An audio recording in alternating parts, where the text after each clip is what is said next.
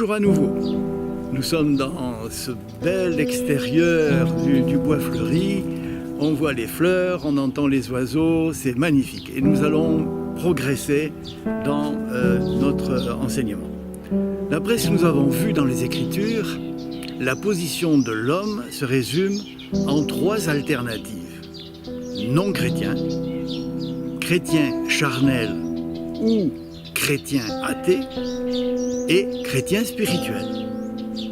Voyons en détail. Et lisons 1 Corinthiens, le chapitre 2, le verset 14, que je vais lire dans la version second 21. Mais l'homme naturel n'accepte pas ce qui vient de l'Esprit de Dieu, car c'est une folie pour lui. Il est même incapable de le comprendre, parce que c'est spirituellement qu'on en juge. Je vais le lire également dans la version Semeur. Mais l'homme livré à lui-même ne reçoit pas ce qui vient de l'Esprit de Dieu.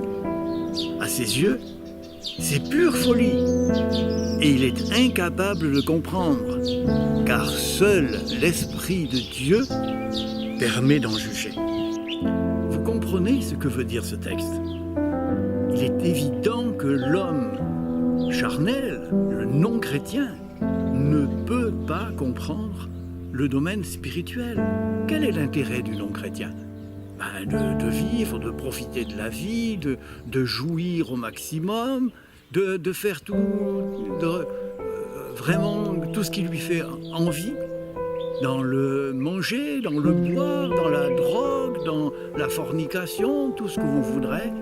Il n'a de compte à rendre à personne, il ne fait que ce qu'il a envie de faire. Mangeons et buvons, demain nous mourrons. Voilà, le non-chrétien, c'est ça, le jouisseur. C'est une position, ça existe. Il y a aussi la deuxième position, le chrétien charnel ou chrétien athée, comme dit un pasteur américain. Qu'est-ce que ça veut dire? Qu'est-ce qu'il entend par là? Chrétien athée, c'est celui qui croit que Dieu existe, mais qui vit comme si Dieu n'existait pas. Alors je vais lire encore 1 Corinthiens 3, les versets 1 et 2. Je lis encore dans second 21. Pour ma part, frères et sœurs, je n'ai pas pu vous parler comme à des personnes dirigées par l'Esprit, mais comme à des personnes dirigées par leur nature propre, comme à de petits enfants en Christ. Je vous ai donné du lait, non de la nourriture solide, car vous ne pouviez pas la supporter. D'ailleurs, même maintenant, vous ne le pouvez pas. Voilà, le chrétien charnel est tiraillé un peu par le monde, un peu par l'évangile, et il ne sait pas se positionner. Il n'arrive pas à se positionner. Un pied dans le monde, un pied dans l'église. Et il ne peut pas progresser. C'est très très très difficile, sinon impossible à vivre. Et il n'est pas bien nulle part. Quand il est à l'église, il pense à ce qu'il pourrait faire. Et quand il est en train de faire des bêtises, il a son cœur qui parle et qui le reprend. C'est une position inconfortable. Si tu es dans cette position, n'y reste pas. N'y reste pas. La troisième position, c'est le chrétien spirituel.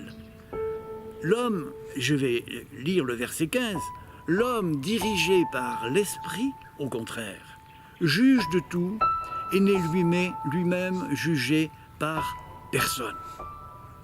Voilà. Quelle est ta position? Est-ce que tu es dans cette situation de l'homme dirigé par l'esprit qui sait vivre avec son Dieu, qui sait vivre avec son Seigneur, qui sait vraiment faire le choix jour après jour? Il l'a fait une bonne fois pour toutes, mais tous les jours nous avons des choix à faire et ne pas nous laisser embarquer de nouveau à la traverse. C'est ça l'homme spirituel. Ta position. Tu as décidé de donner ta vie à Jésus? Félicitations.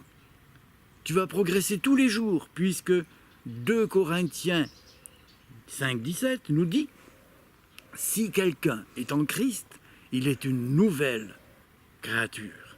Les choses anciennes sont passées. Voici toutes choses sont devenues nouvelles. Est-ce vrai pour toi? Le passé est passé? Tout est devenu nouveau? Alors, gloire à Dieu. Si ce n'est pas le cas, il faut que tu continues à progresser. Mais lorsqu'on découvre que tout est beau, tout est grand, tout est puissant, l'envie de le dire, de le communiquer à ceux qui nous entourent est forte. C'est normal. C'est cela la chaîne de bénédiction. Recevoir pour donner. Nous allons prendre la suite à la prochaine session. Au revoir.